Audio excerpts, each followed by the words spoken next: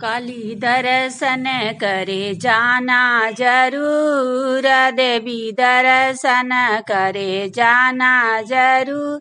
कहिए चढ़ावे नरियल धाजा, कहिए चढ़ावे नरियल धाज।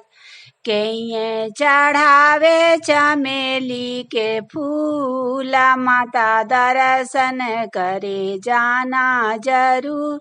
भवानी दर्शन करे जाना जरूर।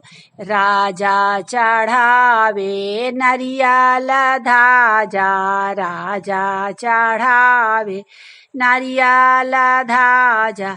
रानी चढ़ावे चमेली के फूल, देवी दर्शन करे जाना जरूर। दुर्गा दर्शन करे जाना जरूर।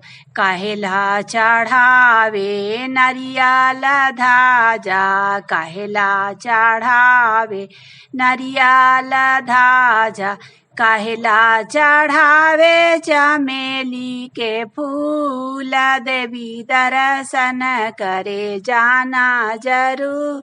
अम्बे दर्शन करे जाना जरूर। धनला चढ़ावे नरियल धाजा, धनला चढ़ावे नरियल धाजा।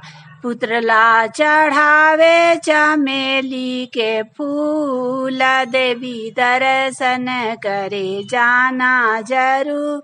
माता दर्शन करे जाना जरूर।